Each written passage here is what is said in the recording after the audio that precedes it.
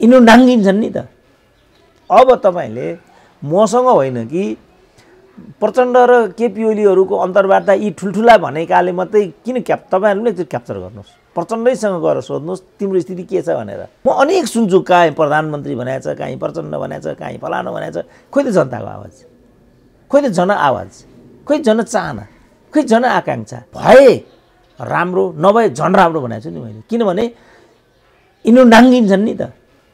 त्यसपछि भोलि कुनै पनि कारणले चाहिँ मुलुकमा चाहिँ त्यो कालो दिन फर्केर आयो भने हामी सबै नेपाली जनताले यिनीहरूको आपराधिक सोचले गर्दा कुलमानलाई हटाए त्यसपछि यो भएको छ भन्ने छन्। कुलमानको नाम त फेरि चम्केकै अवस्था हुनेछ। 21औं शताब्दीको मान्छेले त राजालाई पनि साथी जस्तो व्यवहार गर्न चाहन्छ नि। मै भनौँ राजालाई एउटा फ्रेन्डको रूपमा हेर्न चाहन्छु। पनि जो पद पाउँछन् तिनीहरूले केपी ओलीको जय जयकार गर्छन्, जसले पद पाउँदैन तिनीहरू चाहिँ छाती पिट्दै हिँड्छन्। म पार्टीले टिकट मात्रै दिएको, अरू जम्मै मले गरेर आएको र आउने चुनाव पनि मै जित्छु भन्नुभएको छ। के भने त्यस्तो जनतामाथि ठट्टा गर्न पाइँदैन कि। 30औं वर्ष भने त मैले व्याख्या गरेको जापानी जनताको भलो गर्न सकिरहन्छु म, तबसम्म म यो पदमा बस्छु। नेता भनेको त एउटा आदर्श हो। प्रचण्डले 2.5 वर्षको प्रधानमन्त्री त जुन दिन छोडे त्यही दिन सबै कुरा सिद्धियो। मैले त्यही बेला भने हामीले आफ्नो बाटो लिनुको विकल्प छैन यो भन्न सक्नु पर्थ्यो नि त प्रचण्डले। एक त जनयुद्धको आदर्श छोडे, आफ्नो स्वार्थको लागि एमालेसँग पार्टी एकता गरे, अनि केपी ओलीसँग बार्गेनिङ गर्ने बाटो लिइसकेपछि के भयो, आफ्ना पुराना सबै साथीहरू छुटे। रामदेव भनेको एक प्रकारको मुङ्ग्रो त हो त्यो पार्टीभित्रको। त्यो मुङ्ग्रोलाई जसले कब्जामा लिएर अर्काको टाउकोमा हान्न सक्यो जित्ने त्यसैले हो। मेजर कुरा भनेको प्रचण्डले जुन 2.5 वर्षको प्रधानमन्त्री त जुन दिन छोडे कुरा त्यही दिन बिग्रियो। अब मलाई दया लागेको चाहिँ झलनाथ र माधव नेपालप्रति छ। किनभने राजाको वरिपरि घुम्ने मान्छे बेइमान फटाएर स्वार्थीभन्दा पढ्तिर मैले देखेकै छैन। त्यस्ताले यो राज संस्था ल्याउँदा पनि ल्याउँदैनन्, बचाउँदैन। जसरी राजा यहाँ त्रिभुवनको पुनर्स्थापना भारतले नै गरिदिएको थियो भने राजा बिना नेपालको राष्ट्रियताकै कल्पना गर्न सकिँदैन भन्थे बीपी कोइरालाले। विरासत थाम्न त शेरबहादुर खुदा न खास्ता न विचार छ, न सिद्धान्त छ, न व्यक्तित्व छ, न दृष्टिकोण छ, न केही छ। भारत हुँदैन थियो भने प्रचण्डै पनि हुन्थे त। तिब्बतमा गएर कम्युनिस्ट पार्टी गठन गर्थे त प्रचण्डले, माओवादी जनयुद्ध गर्थे त। कार्ल मार्क्सलाई स्वयं जर्मनीले चाहिँ बस्न दिएन, दिए पनि यो देश र जनताको पक्षमा चाहिँ जाँदैन। मैले भनेको यति हो। कृषकहरूले चाहिँ दुध पोखिरहेछन् बाटामा। अब यो के गरेको भन्यो भने प्रधानमन्त्री दुध किन पोख्नु पर्यो, कुरौनी बनाए त भइहाल्छ नि भन्नुहुन्छ। जनताले हात काटेर दिइसकेको छ। राजकीय अधिकार अहिले प्रधानमन्त्रीसँग छ। प्रचण्डले बाटो बिराउनाले आजको राजनीति आइपुगेको छ। यी जम्मै कुराको फाइदा कसलाई हुन गयो अहिले, केपी ओलीलाई हुन गयो र शेरबहादुरले भन्न खोजेको। तर शेरबहादुर आफै पनि बुझ्दैन नि त कुरा, मूर्ख जस्तो छन् नि त। किन काजी भीममल्लकी पत्नी चाहिँ सती गइन्। सती जाने बेला उनले के भनिन् भने जसले राम्रो गर्छ यो देशमा त्यसको कहिले पनि भलो नहोस्। राजा राजा राजा भन्छन् यहाँ मान्छेहरू। राजा आफै मौनता साधेर बसेका छन्। यिनीहरू फुटपाथहरू राजा राजा भने राजा आउने हो र। तिमीलाई समयमा भेट्न पनि पाइन। तर तिम्रो गल्ती के भयो भने तिमीले एकदम गलत मान्छे लिएर हिँड्यो। प्रचण्ड अबको नेकपाको सिङ्गल अध्यक्ष हुने सम्भव छैन। म त्यस्तो देख्दिनँ। चक्रव्यूह बुने नि त प्रचण्डले। त यो चक्रव्यूहको शिकार यिनीहरू किन भए भन्ने कुरा आयो। एकतै भएर गयो भने पनि आउने निर्वाचन यिनीहरूलाई महँगो पर्ने कुरा प्रष्टै छ। ए बाबा यी काङ्ग्रेस र एमालेका नेकपाका कार्यकर्ता यी नेताहरूका हली हुन् र दास सधैँ अल द टाइम यिनीहरू यो दासत्वलाई बोकेर हिँड्छन् भन्ने कुरा म पत्याउँदिनँ। अब आएर कहीँ ब्रेक थ्रु हुनसक्छ कुनै न कुनैले चाहिँ। किनभने सबका सब एउटा मन्त्री पदको लागि जन्मेको त होइन होला नि त। सबै घनश्याम योगेश त होइन होला नि त। सबै मानिसलाई सधैँभरि मूर्ख बनाउन सकिँदैन। You can't makes men fool all the men all the time. उनले बोल्नुपर्ने कति मात्रै थियो भनेदेखि उपयुक्त समयमा यसको निर्णय हुन्छ, बास यति हो मन्त्रीले बोल्ने।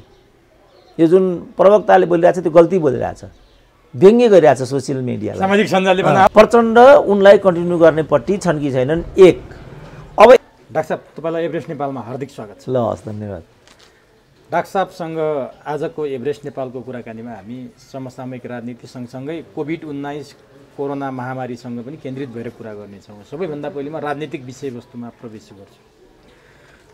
प्रधानमन्त्री केपी शर्मा ओलीले हिजो मात्रै एउटा सञ्चार माध्यममा अन्तर्वार्ता दिनुभयो। त्यो अन्तर्वार्ता अहिले चर्चाको शिखरमै छ। अब राज संस्थाको पुनर्बहाली, राज संस्था आउने भयो, राजा फर्किने भए, राजाका गतिविधि फेरि देखिन थाले भनेर चर्चा परिचर्चा चलिरहन्थ्यो। प्रधानमन्त्री केपी शर्मा ओलीले त्यो कुरालाई ठाड्डै अस्वीकार गरिदिनु भयो, त्यो सम्भवै छैन। राजा कुनै मन्दिरमा घुम्न जाँदैमा जनताले मिल्काएको राजतन्त्र आउँछ भन्नु ज्ञानेन्द्र स्वयंले सोचेका छैनन् भनेर बोलिदिइसकेपछि डाक्टर साहबले कसरी लिनुहुन्छ? यहाँबाट सुरु गरेँ। त्यो प्रधानमन्त्रीले त्यो भनेको कुरा ठिकै जस्तो लाग्छ मलाई, किनभने मैले पनि राजालाई भेटेको थिएँ। हजुर, राजासँग त्यस्तो खालको राजनीतिक त्यस्तो अभिष्ट मैले देखेको थिइनँ। त्यो प्रधानमन्त्रीले भनेको कुरा र राजाको मनस्थिति मैले समान देखेको छु। हजुर, किनभने नेपालमा राजा भन्ने चिज आन्तरिक शक्तिबाट सम्भव छैन, आउँदैन। प्रधानमन्त्रीको यो बोलीमा सत्यता छ। अब उनले कसरी व्याख्या गरे अब त्यो मैले थाहा पाइनँ, किनभने त्यो व्याख्या गर्ने एउटा सिप यिनीहरूसँग छ जस्तो लाग्दैन मलाई, होइन। राजा आफै के हो, उसले यो देशमा के योगदान गर्यो, के कारणले राजातिर मान्छेको ध्यान जान्छ भन्ने समुचित व्याख्या गर्ने नेतृत्व मैले देखाएको छैन नेपालमा। त्यो या त उत्तेजनामा बोल्छ या त आफूलाई मनोगत के लाग्छ त्यो मात्रै बग्छ। अब त्यहाँ के भनिरहेछ त्यो मलाई थाहा भएन, तर उनीहरूसँग त्यो ल्याकत छ भन्ने कुरा मलाई लाग्दैन। तर मैले आफै व्याख्या गरेको चाहिँ के भने नेपालमा न नेपालीको कारणले राज संस्था गएको हो, न नेपालीको कारणले यो फर्केर आउँछ। राज संस्थाकै हकमा त न राजाको माला जप्नेहरूले नै त्यो राज संस्थालाई बचाउने र व्यवस्थापन गर्ने, किनभने राजाको वरिपरि घुम्ने मान्छे बेइमान फटाएर स्वार्थीभन्दा पट्टि मैले देखेकै छैन। त्यस्ताले यो राज संस्था ल्याउँदा पनि ल्याउँदैनन्, बचाउँदैन। जसरी राजा यहाँबाट विस्थापित हुँदाखेरि त्यो राजाको लागि सोच्ने गर्ने त राजाको नाममा 20औं वर्ष खानेहरू त दूर दूर पनि देखिएका थिएनन् नि। उनीहरू गणतन्त्रवादी नै भए थिए। उनीहरू त झन् ठुला गणतन्त्रवादी। यस्ता खालका आभाराहरू लिएर राजा हिँडेको हुनाले नै राजाको यो नियति भएको। जस्तो इतिहास हेर्ने भने पनि 7 सालमा राजा ल्याउने पनि नेपाली थिएनन्। त्रिभुवनको पुनर्स्थापना भारतले नै गरिदिएको थियो, बरु यहाँकाले त गद्दी च्युत गरिदिएका थिए। यहाँका राणा भन्नेले त बरु त्यो गरेका थिए। त्यस कारणले राजा भन्ने चिज इतिहासमा उसको ठोस योगदान छ। उसैले निर्माण गरेको धरोहरमा आज हामीहरू छौँ।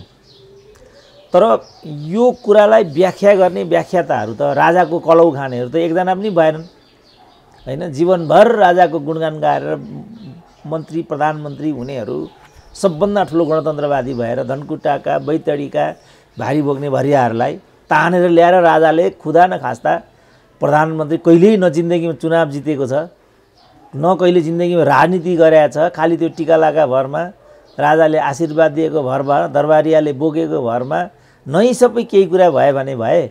अब यस्ताले त्यो राजाको बारेमा परिकल्पना गर्ने, व्याख्या गर्ने, त्यसलाई प्रतिरोध गर्ने, त्यो परसम्म पनि म कुनै शैली, अवस्था, सामर्थ्य म केही पनि देख्दिनँ।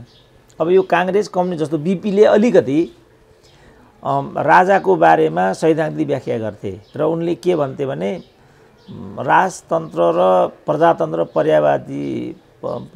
पर्यायवाची छन् र एकको अभावमा अर्काको अस्तित्व सम्भव हुँदैन। मुख्य कुरा चाहिँ के भने राजा बिना नेपालको राष्ट्रियताकै कल्पना गर्न सकिँदैन भन्थे बिपी कोइरालाले। त्यो सत्य थियो डाक्टर?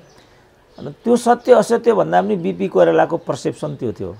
किनभने अब राजाले नै यो देश निर्माण गरेको हुनाले अब यही परिवेशबाट हुर्केको एउटा नेतालाई त्यो लाग्नु अस्वाभाविक होइन। तर कोइरालाहरूको बिपीको चाहिँ के थियो भनेदेखि अन्तस्करणबाट नै राज संस्थालाई उनीहरूले यो देशको एउटा तत्त्वको रूपमा चाहिँ स्वीकार गरे, बुझ्दथे उनीहरू। अब राज संस्थाको दुर्भाग्य के भने बिपी कोइरालाको यो एउटा बुझाइलाई राज संस्था स्वयंले कहिले पनि साथ दिएन। त्यसको फल उसले यसरी भोग्यो, उसले पनि उसरी भोग्यो। कोइराला क्लिक पनि त्यहाँबाट त आउट भयो नि त।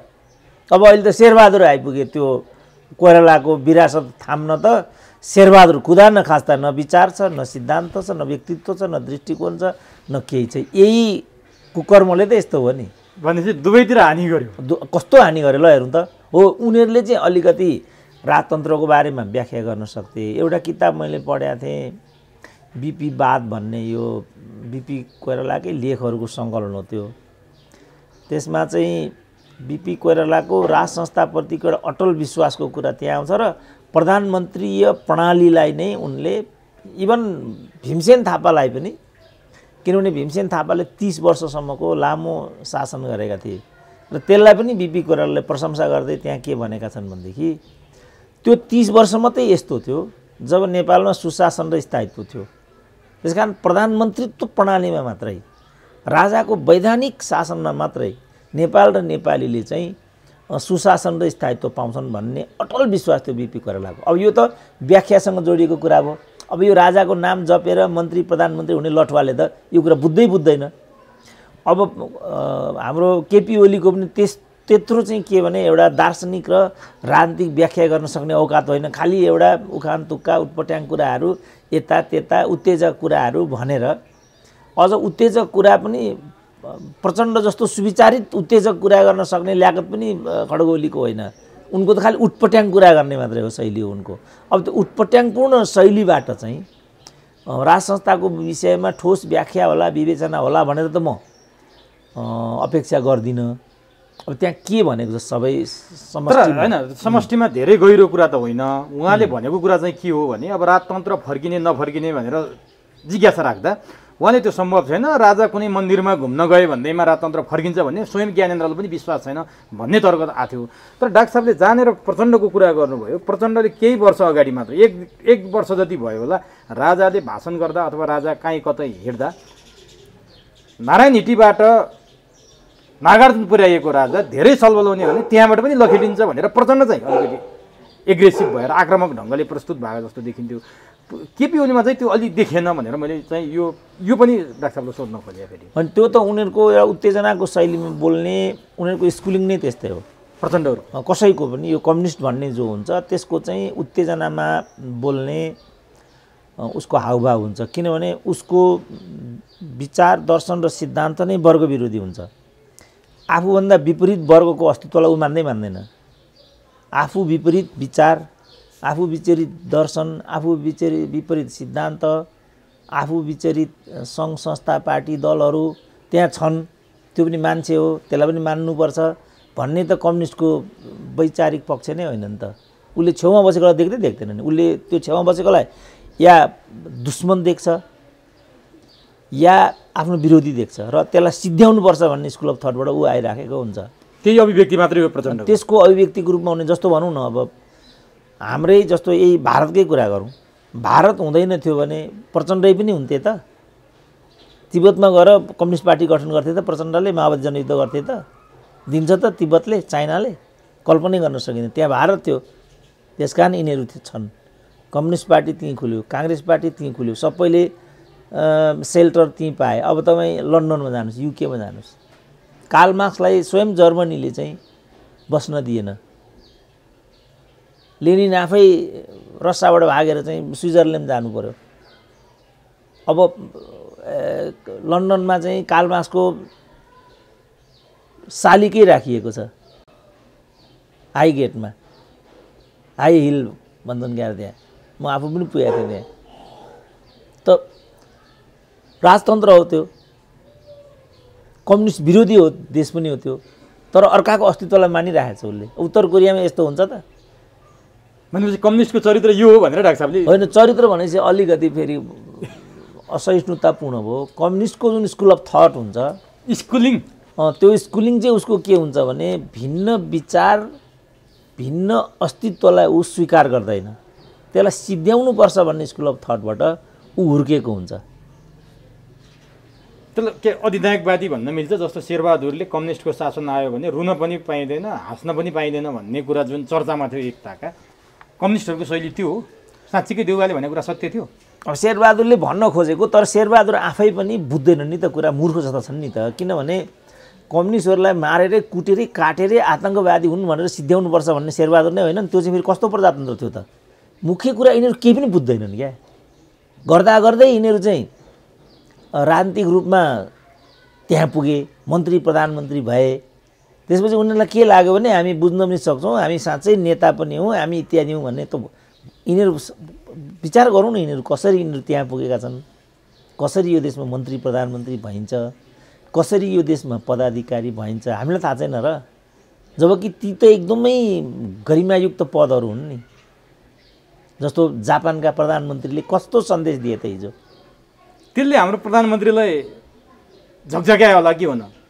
त्यो त मैले व्याख्या गरिसकेँ। त्यो हाम्रो सामाजिक चिन्तन र उनीहरूको सामाजिक चिन्तन एकअर्कामा मिल्दैन।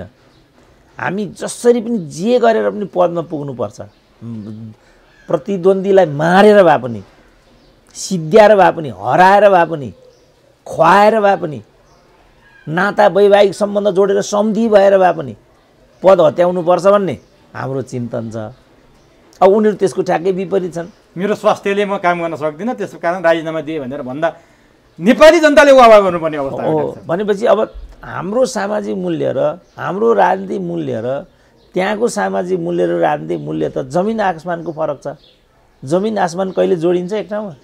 जमिन आसमान यदि जोडिँदैन भने नेपालको राजनीति र त्यहाँको राजनीति तुलनै गर्न मिल्दैन। तर सबै कुरा हामीले विदेशीबाट सिक्यौँ, संस्कार सिक्यौँ। पूर्वीय दर्शनलाई चाहिँ पश्चिमा दर्शनले हामीले ध्वस्त बनायौँ, अरू देशका नक्कल गऱ्यौँ, कपी गऱ्यौँ, अपनत्व भन्ने आफ्नो भन्ने केही भएन भनिरहँदा त्यो संस्कार चाहिँ हामीले किन सिक्नु? हुन त जापान पूर्वीय दर्शन नै पूर्वीय सभ्यताकै पर्यो। त्यो जापानको चाहिँ किन सिक्न सकेनौँ होला हामीले? त्यो उदाहरण अहिले देखिए उदाहरण मात्रै होइन। जापान किन जानु पर्यो? हामीले बिहारैबाट सिके हुन्छ नि त। त्यो पनि छ कुरो। हामी बिहारलाई त्यत्रो गाली गऱ्यौँ, नितीश कुमार आइकन त बिहारको पनि त छवि त सुधारिदिए त। सिक्नु त सिक्यौँ, पहिलेको बिहारको छवि चाहिँ हामीले सिक्यौँ। हो, त्यस कारणले हामी भनेका कस्ता हौँ भने, खास गरी हाम्रो नेतृत्व भनेको चाहिँ कस्तो हो भने, हिजैदेखि प्रतिद्वन्द्वीलाई सिद्ध्याएर मारेर काटेर जङ्गबहादुर कसरी प्रधानमन्त्री भएका भन्नु त? 30-35 जना मान्छेलाई एकै ठाउँमा खसी काटे जस्तो काटेर रगतको खोलो बगाएर त्यस्ता मान्छे त जेलमा हुनुपर्ने थियो। तिनीहरू प्रधानमन्त्री भए मात्रै होइन कि 104 वर्षसम्म त्यही शासन चलाए उनीहरूले। अहिले पनि राणाहरूलाई यसो सिद्धान्तमा यताउता भन्नु एउटा कुरा भयो, तर राणाहरूमाथि गौरवै गर्छन् मान्छेहरू, नेपालीहरू अहिले पनि। अब वीरेन्द्रकै वंश विनाश भनौँ न, 10 जनालाई त्यसरी हत्या गरेर कुत्ता मारे जस्तो मार्ने देश होइन त यो। त्यत्रो राज्य व्यवस्था छ, त्यत्रो सेना छ, प्रहरी छ, अरू सूत्रहरू छन्, कसले मारेको त त्यो वंशलाई? खै त कसले भन्ने, कसले खोज्ने? खै त हो, त्यस्तो देश हो। त्यसकारण यो देशमा चाहिँ जे गरेर भए पनि सत्ता चाहिन्छ, सम्पत्ति चाहिन्छ, ऐश्वर्य चाहिन्छ, जेसुकै गर। अब त्यही सिक्दा सिक्दै अब हेर न, एउटा हाम्रो डिआइजी एउटाले स्वास्नीलाई चाहिँ कसरी मार्यो, त्यसपछि एकजना महिलाले अर्को पुरुषलाई हेर त, मान्छेलाई मारेर बोरामा हालेर अङ्ग चाहिँ खोलामा लगेर फालिदिने भनेको, किनभने हत्याको संस्कृति भएको देश हो नि त यो। हत्यालाई यो देशमा सिरियस लिइँदैन। हत्यालाई सतीले सरापेको भनेर यदा कदा हामी पढ्छौँ सुन्छौँ नि डाक्टर साहब, त्यो सत्य बनाइयो त्यो होइन? त्यो त यदा कदा मात्रै हो। त्यो सतीले सरापेको भनेको चाहिँ एउटा भावनात्मक कुरा हो। अब त्यो पनि राजनीतिक प्रसङ्गसँग जोडिन्छ। त्यो कसरी जोडिन्छ भनेदेखि, राम्रो काम गर्नको लागि काजी भीममल्ल चाहिँ देशबाट बाहिर गएका थिए, राम्रो काम गर्नको लागि। फर्केर आउँदासम्ममा त्यहाँका दरबारीहरूले जो सुतेर खान्थे, जो षड्यन्त्र गरेर खान्थे, अर्काको कुरा काटेर खान्थे, तिनीहरूले चाहिँ यो काजी राम्रो कामको लागि होइन कि नराम्रो कामको लागि गएको सरकार भनेर ठिक्क पार्यो राजालाई। राजा भन्ने एउटा यस्तो स्वाट त्यहाँ बसिरहेको हुन्थ्यो, फेरि त्यो के हो कसो हो भन्ने नबुझिकन काट्दै त्यसलाई भन्थ्यो। त्यसपछि चाहिँ त्यति बेला त सती जाने चलन थियो। काजी भीममल्लकी पत्नी चाहिँ सती गइन्। सती जाने बेला उनले के भनिन् भने, जसले राम्रो गर्छ यो देशमा त्यसको कहिले पनि भलो नहोस्, विषय यो थियो। र अहिले त्यो कुरा भए पनि रहेछ। जस्तो बिपीले प्रजातन्त्र ल्याए, त्यो प्रजातन्त्रको ऐश आराम सुखभोग कहिले बिपीले गर्न पाए त?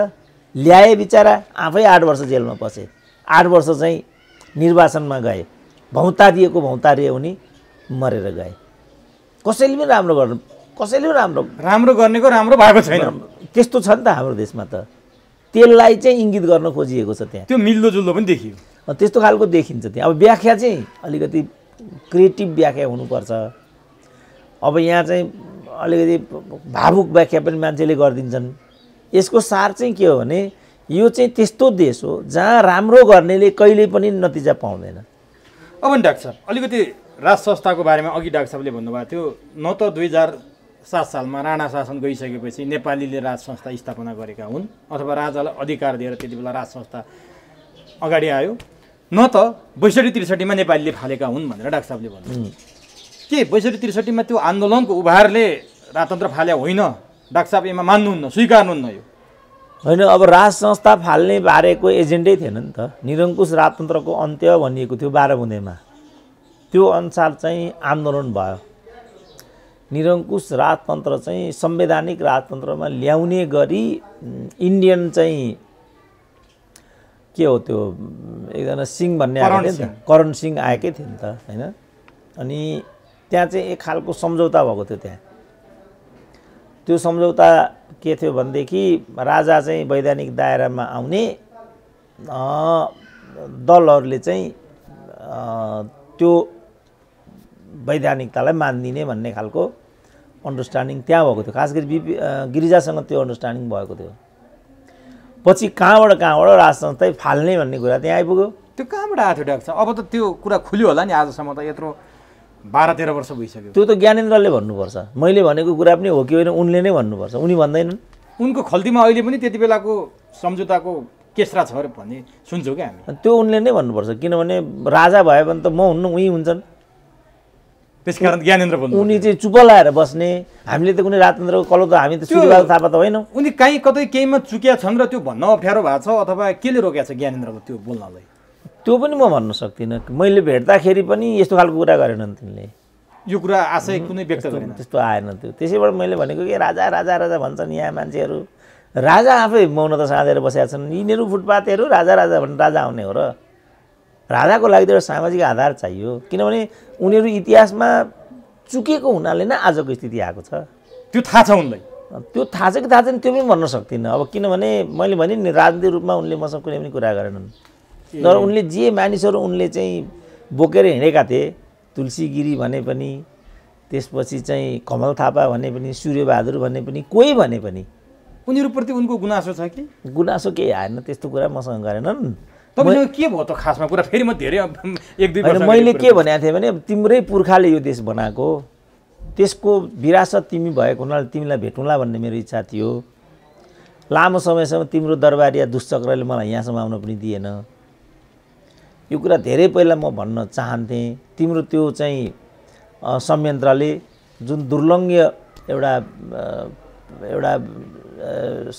दायराभित्र, सीमाभित्र तिमी बसेका छौ, त्यसपछि तिम्रो र नागरिकको बिचमा ठुलो दरार छ, ठुलो चाहिँ पर्खाल छ।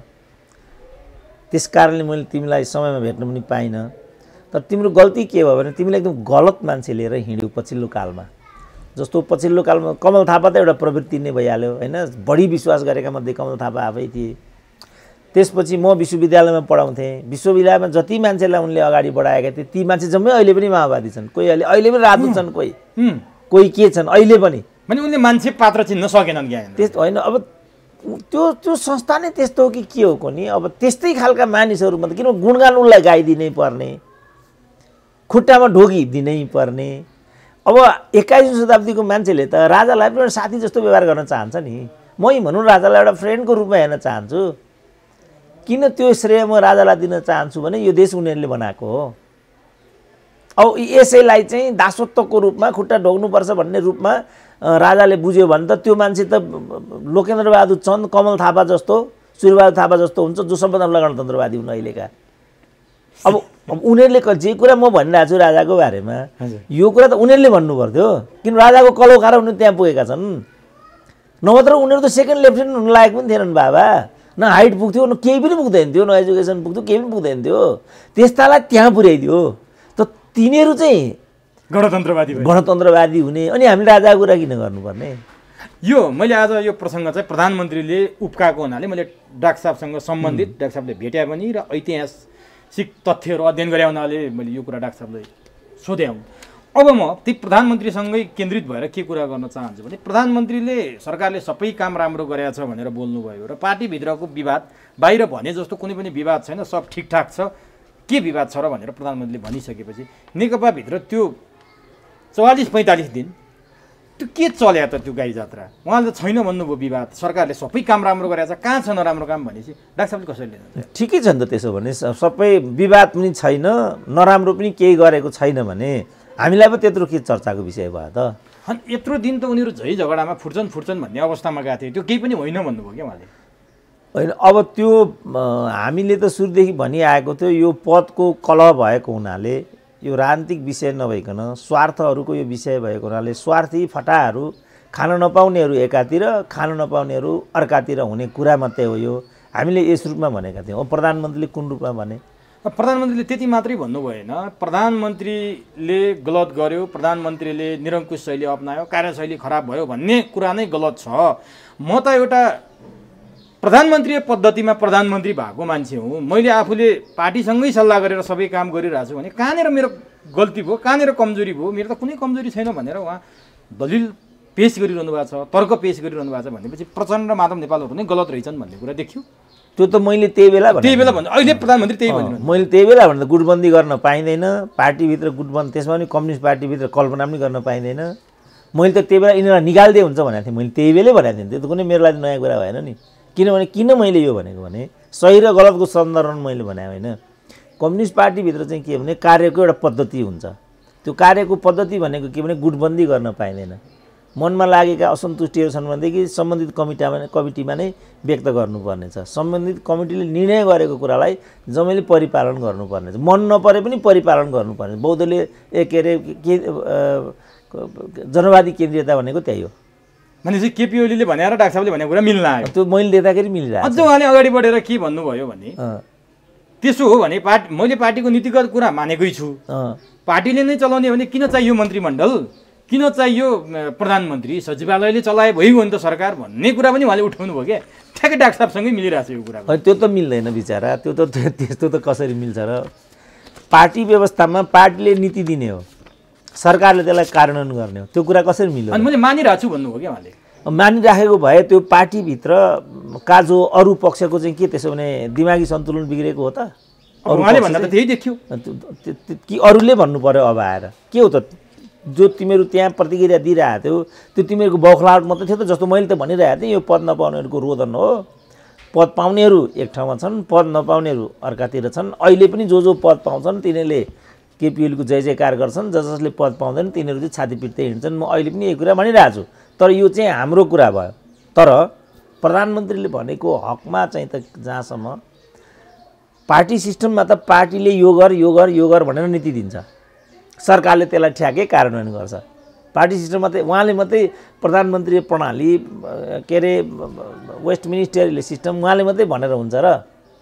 त्यो त अरूले पनि भन्नु पर्यो नि त। तर उहाँले के भन्नुहुन्छ भने यदि मैले सबै उहाँहरूले भनेकै मान्ने हो, म रबर स्ट्याम्प होइन नि, म त मलाई रबर स्ट्याम्प ठान्ने हो भने प्रधानमन्त्री किन चाहियो, मन्त्रीमण्डल किन चाहियो, सचिवालयले चलाइदिए भइगयो नि भन्नु त यो त गम्भीर छ नि त कुरो होइन। त्यो तर मैले भने नि त पार्टी सिस्टम उहाँ प्रधानमन्त्री कसरी हुनुभएको त? उहाँ आफ्नो बाबुबलले प्रधानमन्त्री हुनुभएको हो र? उहाँलाई त पार्टीले टिकट दियो, पार्टीले बहुमत प्राप्त गर्यो, संसदीय दलको नेता चुन्यो। कसले चुनेको? उहाँले आफू चुने त होइन नि, पार्टीले चुन्यो। त्यो सम्पत्ति नै उहाँको होइन नि, त्यो सम्पत्ति नै पार्टीको हो। पार्टी सिस्टमको म कुरा गर्दैछु। निर्दलीय कुरामा उहाँले भन्नुभएको भए, राजाको स्वेच्छाचारी कुरामा उहाँले भन्नुभएको भए फेरि त्यो राजाको अनुकम्पाबाट राजाको चाहिँ राजाले बक्स हुकुम हुन्थ्यो त्यहाँ उहाँले भनेको कुरा मिल्छ। यो त पार्टी सिस्टम हो नि त। यो पार्टी सिस्टममा त पार्टी भन्दा पर त कोही पनि छैन नि त। यो कुरा चाहिँ हो कि निरपेक्ष रूपमा उहाँले व्याख्या गरेको चाहिँ पटक्कै मिल्दैन। तर कहाँनिर चाहिँ यो मिलाउन सकिन्छ भने यहाँ चाहिँ प्रधानमन्त्री अलिनल हुन्छ, त्यो पावरफुल हुन्छ, तर विधिको शासन हो नि त। प्रधानमन्त्री अलिनल भनेको स्वेच्छाचारी होइन नि त। प्रधानमन्त्रीलाई एउटा नीति दिन्छ दलले, ल तपाईँलाई यो नीति हो, यो नीति लिएर तपाईँ सरकारमा जानुहोस् र सरकारबाट चाहिँ त्यसलाई निर्णय गराएर तपाईँ अगाडि बढ्नुहोस्।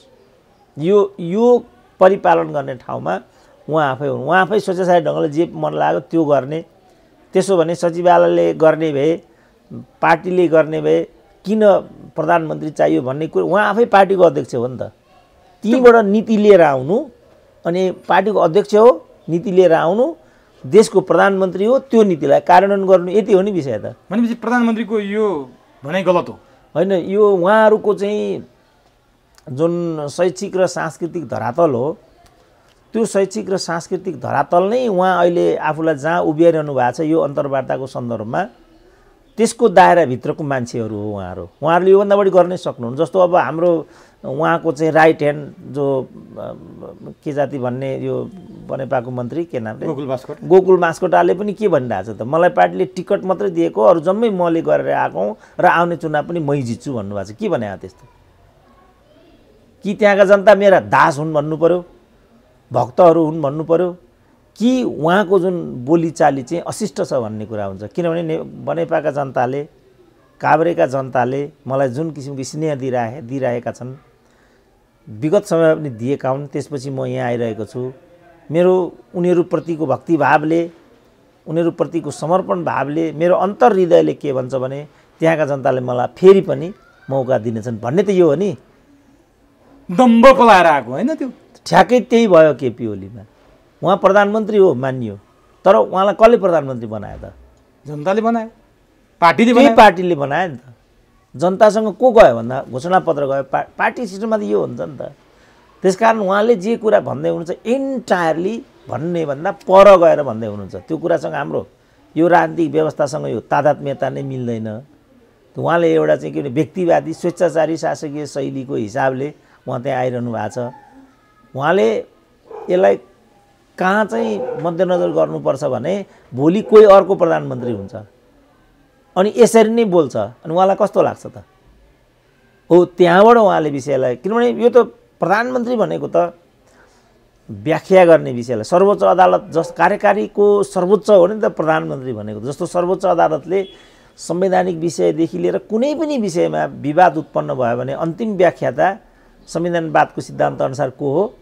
सर्वोच्च अदालत हो। भने चाहिँ नेता भनेको त युगान्तकारी एउटा सपना बोक्ने एउटा संस्था हो नि त नेता भनेको त। नेता भनेको त ख्यालठट्टा होइन नि।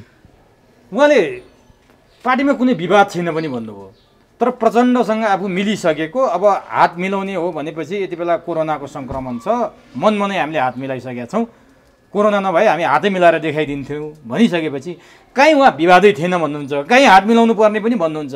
त्यति मात्रै होइन, पदको झगडा नै होइन यो, तपाईँले त्यसरी किन जोड दिनुहुन्छ? पद बाँडफाँडको कुरै छैन यो।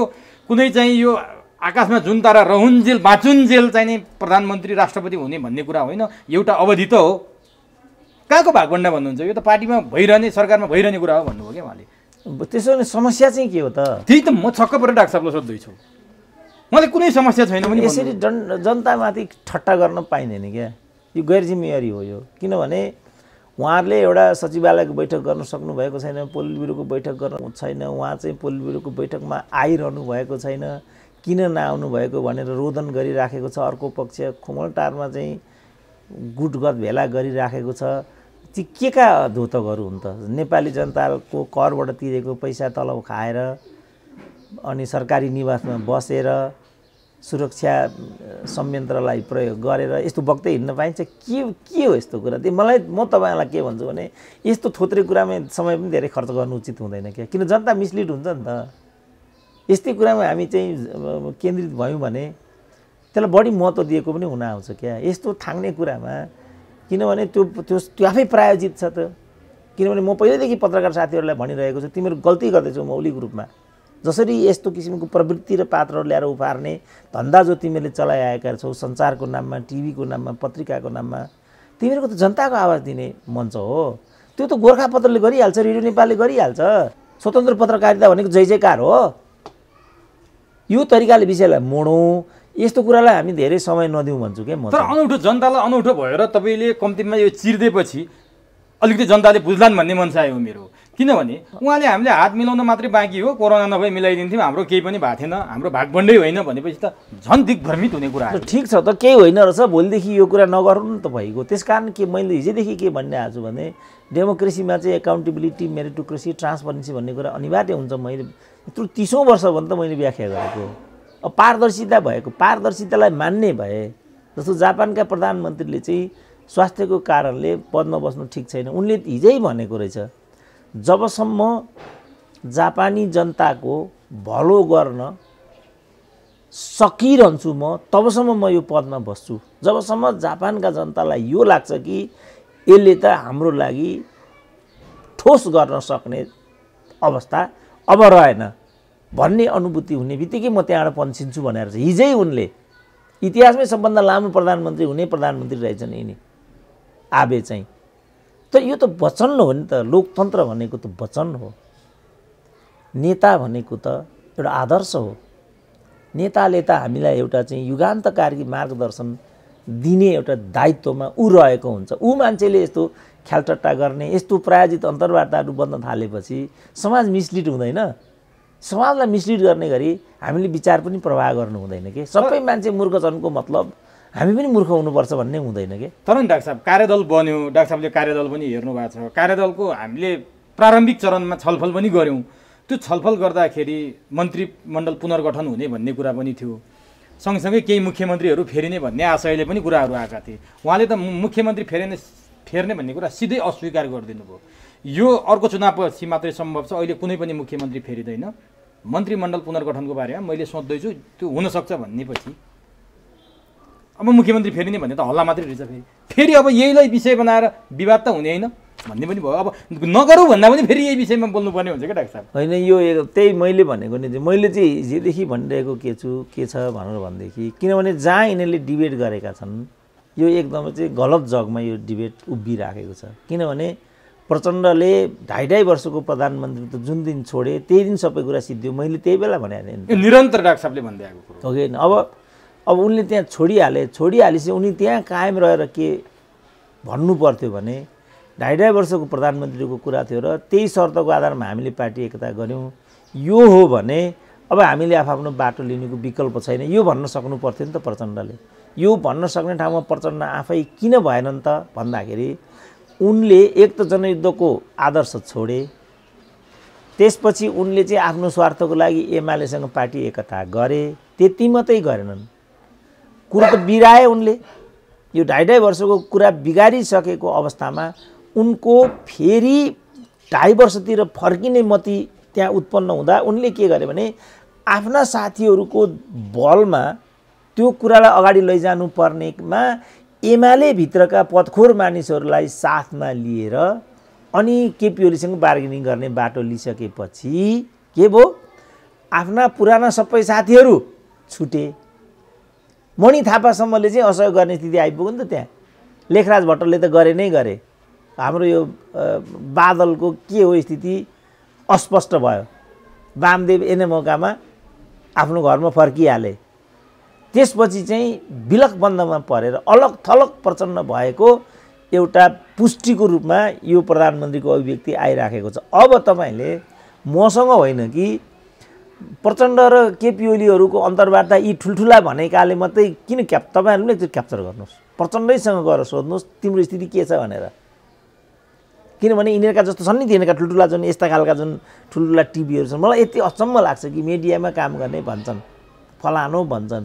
उनीहरूले सत्ताधारी दलको त्यहाँका नेताहरूको शक्ति केन्द्रको मात्रै समाचारहरू बाहिर ल्याउने हो भने मिडियाको के अर्थ भयो त भने? खोइ त मिडियाले जनताको पक्षबाट विषयलाई डिबेटमा ल्याएको, खोइ त जनताका पात्रहरू त्यहाँ बोलेका, खोइ त सुसूचितको अधिकारको ग्यारेन्टी गर्ने कुरामा उनीहरू समर्पित भएका।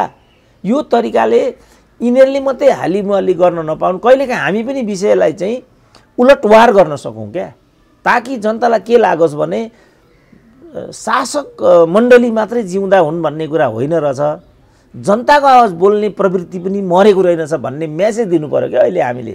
म अनेक सुन्छु, कहीँ प्रधानमन्त्री भनेछ, कहीँ प्रचण्ड भनेछ, कहीँ फलानो भनेछ।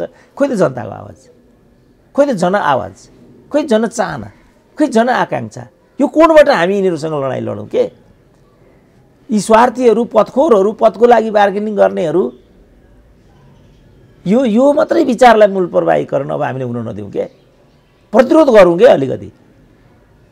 तर डाक्टर साहब ठिक छ, त्यो हामी हाम्रो तर्फबाट प्रयास गर्छौँ। डाक्टर साहबले जुन गाइडलाइन दिनुभएको छ त्यो गाइडलाइन हामी पछ्याउने प्रयास गर्छौँ। यो आउँदा दिनहरूमा हामी गर्ने प्रयास गर्नेछौँ। त्यही नेकपाभित्र अलिकति केन्द्रित हुन मन लाग्यो मलाई। जस्तो नेकपाको कार्यदल, नेकपाभित्रको अहिले विवाद सामसुम त्यसलाई अलिकति दबाइया जस्तो देखिया छ, सप्रेस गरिया जस्तो देखिया छ। प्रधानमन्त्रीले वामदेव गौतमको 6 बुँदाले नै पार्टी मिलायो भन्ने कुराको आशय त्यहाँ व्यक्त गर्नुभयो। वामदेव गौतमको 6वटा बुँदाले पार्टी एकतालाई अक्षुण्ण राख्यो, बचाइराख्यो, जोगाइराख्यो, होइन भने दुर्घटना नि हुन सक्थ्यो भन्ने सङ्केत गर्नुभयो। र अब पार्टी फुट्दैन भनिसकेपछि के विश्वस्त हुने बेला भएको? अब पार्टी फुट्दैन, वामदेव गौतमको अचुक औषधले काम गर्यो, यही हो डाक्टर साहब? वामदेव भन्ने विषय नै छैन यहाँ, नि कार्यदल विषय छ अगाडि। तर कार्यदल अगाडि आयो, वामदेवकै 6 बुँदा वरिपरि पार्टी मिल्यो भनेर प्रधानमन्त्रीले भन्नुभयो। त्यो चाहिँ अब उनीहरूको वामदेवलाई उनीहरूले आफ्नो किताबमा ल्याउन सकेका छन् नि त प्रधान, त्यसको अभिव्यक्ति हो त्यो। किनभने वामदेव भनेको एक प्रकारको मुङ्रो त हो त्यो पार्टीभित्रको। त्यो मुङ्रोलाई जसले कब्जामा लिएर अर्काको टाउकोमा हान्न सक्यो जित्ने त्यसैले हो। अब के कुरामा वामदेवले चाहिँ सहमति गरेका छन् त्यो अहिले हामीलाई थाहा भएको छैन। अघि पनि मैले भने चाहिँ यो प्रणालीमा चाहिँ पारदर्शिता चाहिन्छ। उहाँहरू पारदर्शितापूर्ण तरिकाले त्यहाँ आइरहनु भएको छैन। तर मेरो जोड चाहिँ के हुन्छ भने प्रचण्डले आफ्नो पोजिसन छोड्नाले यी अहिलेका चाहिँ जम्मै बाई प्रोडक्ट हुन्। मेजर कुरा भनेको प्रचण्डले जुन 2.5 वर्षको प्रधानमन्त्री त जुन दिन छोडे कुरा त्यही दिन बिग्रियो। त्यसपछि नन्दी भिङ्गीको रूपमा चाहिँ वामदेवहरू अगाडि आएका थिए। फेरि वामदेवको घरमा प्रधानमन्त्री आफै गए। अब मलाई दया लागेको चाहिँ झलनाथ र माधव नेपालप्रति छ। उनीहरू त असन्तुष्ट नै छन्। माधव नेपालले त असन्तुष्टि व्यक्त गरेछन् तर सुनवाई भएको छैन। अब भनिहाल्ने जसरी प्रचण्ड चुके उनीहरू पनि त्यहीँ चुके। किनभने उनीहरूले लिएको बाटो गलत थियो। प्रचण्डको चाहिँ एउटा अस्त्र भएर प्रधानमन्त्रीमाथि जाइ लाग्नु उनीहरूको अपरिपक्वता थियो। भनेपछि प्रचण्डलाई नेतृत्व स्वीकार्नु वाम झलनाथ र माधव नेपालको कमजोरी हो भन्ने तपाईँको कुरा होइन। नेतृत्वको कुरै नेतृत्व त उनी नेता हुन्, नेतृत्व स्वीकार्नै पर्यो नि। किनभने अध्यक्ष हुन् उनी, यिनीहरू चाहिँ त्यस मुनिका हुन्। नेतृत्वको सन्दर्भमा चाहिँ केही पनि भन्नु छैन। तर जुन गुटगत गतिविधि गरे नि, जुन चाहिँ प्रधानमन्त्रीको विरुद्धमा उनीहरूले चाहिँ सहकार्य गरे नि, त्यो नेतालाई सुहाउने विषय थिएन नि। उहाँहरूले त एजेन्डामा पो लड्नुपर्छ त। उहाँहरूले त इस्युगत छलफल पो गर्नुपर्छ त। उहाँहरूले भ्रष्टाचारको कुरा उठाउनुपर्छ। यसले गर्दा पार्टी बदनाम भयो। विचारको कुरा यहाँ आइ पनि रहेको छैन, सिद्धान्तको कुरा यहाँ आइ पनि रहेको छैन। पदमा मात्रै हामीले झगडा गऱ्यौँ। हामीले चाहिँ कोरोनाको विषयमा छलफलै गरेका छैनौँ। आज चाहिँ मानिसहरू ठाउँ ठाउँमा चाहिँ दुःख पाइराखेका छन्। नेबानी कसरी यिनीहरूले सिद्ध्याए? यहाँबाट जहाज चाहिँ प्यासेन्जर लिएर जान्छ, उहाँबाट रित्तै फर्किन्छ। यो के भएको? यो के आधारमा हामी शासन गर्दैछौँ? यो चाहिँ ओम्नी प्रकरण के हो? अहिलेसम्म एउटा पनि मेडिकल इक्विपमेन्ट आएको भन्ने छैन। आएको पनि गुणस्तरहीन भन्ने भइराखेको छ। यो के भइराखेको छ भन्ने कोणबाट पो प्रश्न उठाउनु पर्नेमा अनि घर घरमा गएर गुटबन्दी गरेर त्यस्तो पाइन्छ? भोलि उहाँ अध्यक्ष हुनुभयो, पाइन्छ त्यस्तो गर्न? उहाँ त 14 वर्ष पार्टीको महासचिव हुनुभएको छ। यस्तो कुरा पाइन्थ्यो हिजो त्यहाँ? तर अब मिल्यो भन्ने कुरा सङ्केत प्रधानमन्त्रीले के गर्नु भने नेकपा कुनै हालतमा फुट्दैन भनिसकेपछि अब त नफुट्ला नि। यो त्यत्तिकै फुट्नलाई बनेको होइन। धेरै दुःख गरेर, धेरै मिहिनेत गरेर डाक्टर साहबले त डे 1देखि यो एकताको विरोध भन्नाले यो एकता टिक्दैन भनिरहनु भएको छ, अप्राकृतिक भनिरहनु भएको छ। तर अब यो फुट्दैन भनेर प्रधानमन्त्री नै विश्वस्त भइसक्नु होइन। मैले त्यस्तो भने होइन। यो टिक्छ टिक्दैन भन्ने कुरा मैले अप्राकृतिक यो अप्राकृतिक छ। यसले कुनै नतिजा दिँदैन। दिए पनि यो देश र जनताको पक्षमा चाहिँ जाँदैन। मैले भनेको यति हो। तर गइसक्यो, लम्किसक्यो भन्नुहुन्छ प्रधानमन्त्रीले। काम राम्रो भएको छ, यत्रो बाटोघाटो बनाइसक्यो, सरकारले सबै काम राम्रो गरेको छ। मेरै पार्टीभित्रका केही मान्छेले मात्रै विरोध गरे जो खोलेर समर्थन गर्नै सक्दैनन् भनेर प्रधानमन्त्रीले भन्नुभयो। अब यस्तोमा बोल्न हामीसँग शब्द नै छैन अब होइन। अब केलाई उहाँले राम्रो काम गर्यौँ भनेको हो, केलाई उहाँले सफल भन्नुभएको हो होइन। ठुल्ठुला मान्छेहरूले, बुझ्ने मानिसहरूले होइन, उहाँको पार्टीको मात्रै कुरा आएन नि त। प्रदीप गिरीको darkest of the dark comment मैले देखेको छु कि प्रदीप गिरीको बुझ्ने मध्येमा त प्रदीप गिरी पनि त एउटा हो नि त। उहाँको पार्टीको मात्रै विरोध भनेपछि के भन्ने? प्रदीप गिरी उहाँको पार्टीको हो र? यस्तो आल्तु फाल्तु कुराबाट चाहिँ समस्याको समाधान हुँदैन। मुख्य कुरा चाहिँ के भने हामी अहिले जर्जर र अप्ठ्यारो अवस्थामा छौँ। अहिले चाहिँ कोभिडको कारणले चाहिँ के भनेदेखि देशभरि यातायात मजदुर मात्रै 10 लाख लगभग विस्थापनको स्थितिमा छन्। 10 लाख यातायात मजदुर मात्रै। उद्योगतर्फ चाहिँ 61% कल कारखानाहरू बन्द छन्। जो 39% खुलेका छन् तिनले पनि पूर्ण रूपले काम गर्न सक्ने स्थिति छैन। अब हाम्रा कृषकहरूको जुन कृषि उत्पादन छ त्यो पनि बजारमा पुग्न। हिजो मात्रै चाहिँ भक्तपुरमा अनि कृषकहरूले चाहिँ दुध पोखिरहेछन् बाटामा। अब यो के गरेको भन्यो भने प्रधानमन्त्री दुध किन पोख्नु पर्यो, कुराउनी बनाए त भइहाल्छ नि भन्नुहुन्छ। अब यही कुराउनी बनाउने कुरालाई चाहिँ कृषि समस्याको सम्बोधन भनेको हो भने मैले केही पनि भन्नु छैन। होइन भने कोभिडलाई उहाँले व्यवस्थापन गर्न सक्नुभएको छैन। उहाँले राजनीतिक कामलाई देश र जनताको मुद्दासँग पनि केन्द्रित गर्न सक्नुभएको छैन। पार्टीको कामलाई पनि उहाँहरूको आन्तरिक विषयको रूपमा मात्रै चाहिँ छरपष्ट यो भनौँ न यो यो यो यो यो 6 महिना जो कोरोनाको अवधि हो, यो 6 महिना उहाँहरूले खालि यस्तो किसिमको घर झगडामा सम्पूर्ण रूपमा पार्टीको शक्तिलाई चाहिँ असरल पारिरहेको स्थिति दिनको घाम जस्तै छर्लङ्ग छ। अब यो नै केही होइन भन्नुहुन्छ भने अब यस्तो प्रायोजित अन्तर्वार्ताको पछाडि लाग्नु मैले देख्दा उचित हुँदैन। पत्रकारहरूले पनि यस्तो किसिमको पुग्न पुछारको कुरालाई प्रवर्धन गर्नुभन्दा अगाडि मैले भने नि यो काम त गोर्खापत्रले, रेडियो नेपालले, एनटिभीले गर्ने हो, ऋषिधवनले गर्ने काम हो भने आयो। त्यसो भए नि डाक्टर साहब, युवराज खतिवडाको समयावधि यही 20 गते सकिँदैछ। सबैबाट आलोचित युवराज खतिवडा अर्थमन्त्रीको हिसाबले कुनै काम गर्न नसकेको डाक्टर साहबले हामीसँग धेरै पटक पनि भन्नुभएको छ, जनताले भनेको छ, साराले भनेको छ। तर उहाँले उहाँको बचाउ गर्दै राम्रो काम गर्नुभएको छ। कसैको नजरमा नराम्रो होला तर उहाँ राम्रो काम गरिरहनु भएको छ भनेर घुमाउरो पाराले उहाँ दोहोरिन सक्ने र वामदेव गौतम राष्ट्रिय सभामा आउनुहुन्न उहाँ भनेर बाटो छेकेको हिसाबले बोलिदिनु भयो भनेपछि युवराज खतिवडा दोहोरिने सम्भावना देखियो नि त। अब त्यो ठुलो कुरा भएन नि त। उहाँले चाहिँ आफ्ना चाहत पात्रहरूलाई नै अब दोहोऱ्याइ तेर्याइ गर्ने भनिसकेपछि, किनभने जनताले हात काटेर दिइसकेको छ, राजकीय अधिकार अहिले प्रधानमन्त्रीसँग छ, जनमत अहिले प्रधानमन्त्रीसँग छ। भर्खरै उपनिर्वाचन भएको थियो, धक्का देऊ न एकचोटि भने दिएनन्। अब हामीले यहाँ छटपटाएर हुन्छ त बाबु? तर गाह्रो होला नि, जस्तो आलोचित पात्र त्यो मन्त्री फेरेर अलिकति सक्षम मन्त्री जो कार्यदलकै मान्छेहरू मन्त्री हुने सम्भावना चर्चा परिचर्चा चलेको थियो। सरकारको गिरेको साखलाई त्यो गिरेको सागलाई उच्चो बनाउन प्रधानमन्त्रीले जुन बेला उहाँको म्याच सकिँदै थियो 20 गते अर्कोलाई मनोनित गरिदिए र अर्को मान्छे अर्थमन्त्री बनाइदिए त सरकारको वावा त हुन्थ्यो होला नि त। होइन, उहाँहरूले मान्नु भएन नि त। अहिले नै वावा छ भन्नुभयो नि, अहिले नै सरकार सफल छ भन्नुभयो नि। खालि यो रतन्दो लागेकाले मात्रै सरकारको नराम्रो पक्ष देखेका अरे नि त। अब हाम्रो मोतीबिन्दु लागेकाले मात्रै देख्यो भने अब यसमा के भन्ने कुरा बाँकी रहेर? त्यहाँनिर एउटा के छ भने वामदेव गौतमलाई राष्ट्रिय सभामा लैजाने भन्ने कुरो थियो। अब केही स्रोतले के कुरा गरे, कतिको साँचो हो, डाक्टर साहबलाई कस्तो लाग्छ? वामदेवलाई केपी ओलीले तिमी कार्यवाहक अध्यक्ष जस्तो उपाध्यक्ष छौ, भोलि मैले प्रधानमन्त्री चलाउने, प्रचण्डले अध्यक्ष चलाउने भने माओवादीको कब्जामा पार्टी जान्छ, त्यसकारण तपाईँले चाहिँ त्यहाँनिर चाहिँ उपाध्यक्षको हिसाबले बिचमा बसेर काम गरिदिनु पऱ्यो, माओवादीमय बनाउनु भएन, त्यसकारण तपाईँ नआउनुहोस् भन्ने तरिकाले फकाइया छ अरे वामदेवलाई। त्यसमा फेरि वामदेव फुरुङ्ग परे भन्ने कुरा आइरहेछ क्या, नत्र वामदेव मन्त्री बन्ने चर्चा थियो नि त। अब त्यसमा त मैले भनेको कुरा के भने जब पारदर्शिता नहुने बित्तिकै, अब अनुमानको भरमा जाने बित्तिकै त सस्तो कुरा हुन्छ नि त। अब वामदेवको प्रवृत्ति हेर्दाखेरि त्यस्तो हो, अब तर अनुमानको कुरा मात्रै त्यो हुन्छ। अब भन्ने यिनीहरूले त आफ्नो श्रीमतीहरूलाई अगाडि बढाउनु, श्रीमती मन्त्री बन्दै छिन्द्रे भन्ने कुरा। भोलि चाहिँ बा ठिकै छ तिम्रो श्रीमतीलाई बनाइदिउँला, तिमी सुतेर बस्न भनेको पनि हुनसक्छ, भोलि तिमीलाई कुनै एउटा मौका दिउँला भनेको पनि हुनसक्छ। अब त्यसै कारण मैले भनेको के भने प्रणाली चाहिँ पारदर्शितामा चलेको हुनुपर्छ, यहाँ पारदर्शिता चाहिन्छ। मैले भन्न खोजेको कुरा त्यो, जब पारदर्शी नहुने बित्तिकै त खालि मैले चाहिँ देखेको कुरा के भने 2.5 वर्षको प्रधानमन्त्रीत्वको कुरा हो। प्रधानमन्त्री केपी ओली के अरे प्रचण्डले बाटो बिराउनाले आजको राजनीति आइपुगेको छ।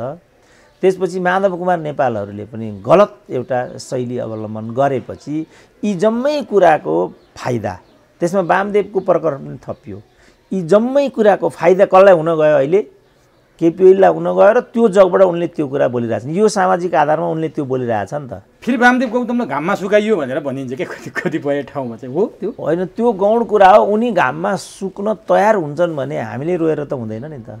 वामदेवको खटनपटन गर्ने पहिलो व्यक्ति त वामदेव नै हुन् नि त। वामदेवलाई मन्जुर छ, जहाँ उनी छन् त्यसमा उनलाई मन्जुर छ। तिम्रो श्रीमतीलाई बनाइदिउँला मन्जुर छ, तिमीले घाममा गएर ढुङ्गामा गएर सुत मन्जुर छ, तिमीलाई भोलि कार्यवाहक अध्यक्ष बनाइदिउँला मन्जुर छ। अनि तपाईँ हामीले यहाँ भनेर हुन्छ त? अब डाक्टर साहब, ईश्वर पोखरेलको सम्धि उपेन्द्र कोइरालाको विषयलाई लिएर पनि निकै चर्चा परिचर्चा भयो। त्यसमा त प्रधानमन्त्रीले प्रश्न भनिदिनु भयो, उहाँ पहिला पिएचडी गरेको हो, त्यसपछि बल्ल ईश्वर पोखरेलको सम्धि भएको हो र उहाँ प्रतिस्पर्धाबाट क्षमता भएरै उहाँ उपकुलपति भइसकेका मान्छे हो। ईश्वर पोखरेलको सम्धि भएर आउनु भनेको ईश्वर पोखरेललाई गलत तरिकाले व्याख्या गर्यो, ईश्वर पोखरेलको यहाँ कुनै गल्ती छैन भनेर भन्नुभयो। अब कसरी लिने यसलाई? आउन पाइँदैन र उपेन्द्र कोइराला? अब उहाँले त गोकुल बाँसकोटालाई पनि फसाइएको भनेको छ, ओम्नीमा पनि कुनै किसिमको बदमासी भएको छैन भनेको छ उहाँले, त्यसपछि यो कुरा भनेको छ। अब उहाँ फेरि चर्चाको विषय हो र भने जनताको अपेक्षालाई उहाँहरू यसरी चाहिँ निषेध गर्नुहुन्छ भने अब जनताले मात्रै सोच्नु पर्यो जनतालाई यसमा कस्तो लागेको छ। अघि पनि मैले भने निकट विगतमा उपनिर्वाचन भयो, तिमीहरूलाई केपी ओलीको शैली मन परेको छैन भने एउटा भर्डिक्ट देऊ न त भने मैले, अब ती गएर भोट खनाइदियो भने तपाईँ मैले रोएर हुन्छ केही कुरा? त्यो नेकपाभित्र फेरि एकजना पात्र जो वर्षमान पुन निकै चलाक राजनीतिज्ञको रूपमा पनि चिनिन्छन्।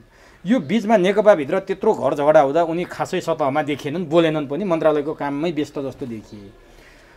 पहिला केपी ओलीको सरकार ढालेर काङ्ग्रेससँग समीकरण बनाउनेमा पनि उनले महत्त्वपूर्ण भूमिका खेलेकै हुन्।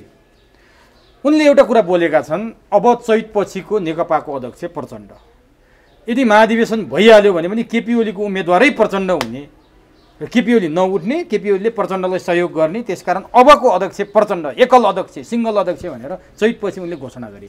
यो कस्तो लाग्छ डाक्टर? अनि त्यो त कार्यदलमै छ भनेर मैले सुनेको छु, किनभने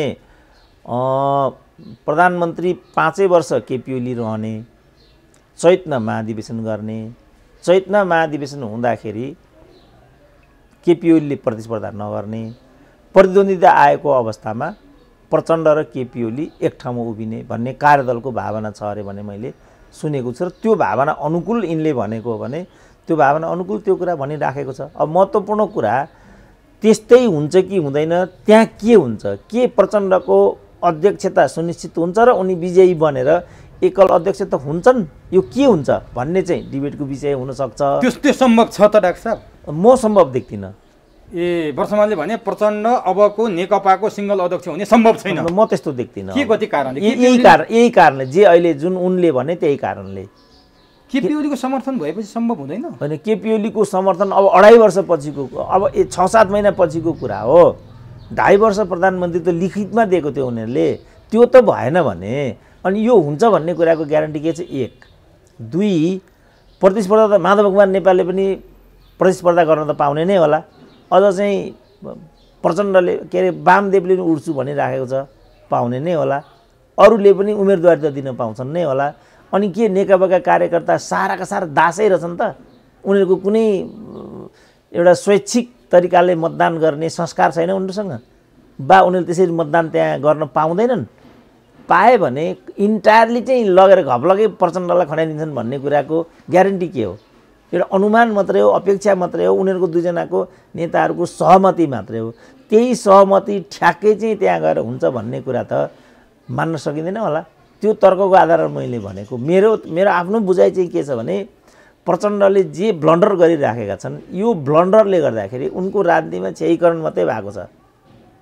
फाइदा के पनि छैन। यस्तो बेलामा उनको क्षयीकरण भन्नाले उनको व्यक्तित्वमा ह्रास मात्रै आयो। अब त्यो ह्रासको क्युमुलेटिभ इफेक्ट चाहिँ महाधिवेशनको हलमा हुन पुग्दछ र अहिले जसरी चाहिँ माधव कुमार नेपालहरूलाई प्रयोग गरेर केपी ओलीसँग एउटाको बार्गेनिङ चिप्स बनाए, त्यसपछि मोरल विजय चाहिँ माधव नेपालको भयो भनिरहेको छु मैले अहिले। किनभने बार्गेनिङ चिप्सको लागि यो सबै एमालेको हात्ती व्यवहारलाई देखाएर केपी ओलीको एउटा साख झार्ने एउटा चक्रव्यूह बुने नि त प्रचण्डले। त यो चक्रव्यूहको शिकार यिनीहरू किन भए भन्ने कुरा आयो। अहिले त उनीहरूले केही गर्न सक्दैनन् होला, जस्तो भनौँ न अहिले झलनाथ भन्नेको त नामै आउन छोड्यो। अब किन भन्दाखेरि उनी चाहिँ प्रचण्डको एउटा गोली हुन पुगे। वामदेवलाई उनीहरूले पहिला मुङ्ग्रो बनाउन खोजे, एनएमओकामा वामदेव पछि हटे, वामदेव पछि हटेपछि एउटा हातमा माधव नेपाल, अर्को हातमा माधव झलनाथलाई देखाएर चाहिँ कुट्न खोजे प्रचण्डले केपी ओलीलाई। अन्ततः उनले त्यहाँ कुट्न सकेनन्, हतियार बिसाए। हतियार बिसाएपछि यी दुईजनाले त वास्तवमा बार्गेनिङ चिप्सको रूपमा प्रचण्डले दुरुपयोग गरेको भन्ने कुरा त छ्याङ्गै देखियो नि त। तर राजनीतिक रूपमा त यो त प्रचण्डको त बेइमानी भन्ने कुरा हो नि त। त यो बेइमानी यिनीहरूले गरिसकेपछि मोरल विजय कसको भयो त भन्दाखेरि मोरल विजय त उनीहरूको भयो, माधव नेपालहरूको भयो। मोरल्ली त किनभने मैले देख्दाखेरि पनि त्यही भयो नि त। त यसको चाहिँ असर प्रचण्डको पक्षमा हुने पोलिटिकल्ली मोरल्ली म कुनै अवस्था देख्दिनँ। तर अब प्रचण्डको पक्षमा गएन, चैतपछि केपी पनि अध्यक्ष नरहने, प्रचण्डले पनि नपाउने, तपाईँले भने जस्तो मोरल्ली जसको जित भएको छ उनीहरूको हातमा अध्यक्ष गयो भने प्रचण्डकै चुपचाप लगाएर बस्लान् अथवा कुनै उत्पात मचाउलान्? त्यति बेला उत्पातै मचाउलान्, चुपचाप लगेर नबस्लान्, के गर्छन् त अनि? किनभने अब यिनीहरू एकता अहिले एकतै भएर गयो भने पनि आउने निर्वाचन यिनीहरूलाई महँगो पर्ने कुरा प्रष्टै छ। एकतै भए पनि त्यो महँगो पर्ने, किनभने यिनै हुन् एजेन्डा, उनीहरूले जनताको छेउमा जाने स्थिति नै छैन उनीहरूको। अझ चाहिँ जुन यो कोभिडको जुन असर हो त्यो आउन बाँकी नै छ, अलग थलग हुनेवाला छ नेपाली जनसमुदाय। अब अहिलेसम्म त यिनीहरू जेन तेन हातमुख जोडिराखेका छन्, अब त हातमुख जोड्ने स्थिति पनि अन्त्य हुन्छ। यी सबै कुराको इम्प्याक्ट त गभर्मेन्टमाथि त पर्छ होला नि त, पार्टीमाथि पर्दो हो नि त। त्यसकारण एकताबद्ध भएर गए पनि यिनीहरूको लागि फलामको चिउरा हुँदैछ आउने निर्वाचन, विभाजित भएर गयो भने त यी जम्मैको अस्तित्व सिद्धिन्छ। त भनेपछि लो के गर्छन् त? प्रचण्ड उफ्रेर जाने ठाउँ पनि कहीँ छैन। कहाँ के गर्ने त? अब गएर कहाँ जाने हो? अब कहाँ जाने? अब माधव नेपाललाई नेता मान्ने बस्ने अवस्था हुन्छ त्यसपछि। अब त्यो त के हुन्छ भन्न सकिँदैन, किनभने युवाहरूले एउटा मोर्चा पनि बनाउन सक्छन्। जस्तो अहिले काङ्ग्रेसमा अहिले अर्को सम्भावनातर्फ तर्क भइराखेको छ, होइन के हुन्छ त भन्न सकिँदैन। निधिको कुरा आइरहेछ, अर्कोको कुरा आइरहेछ।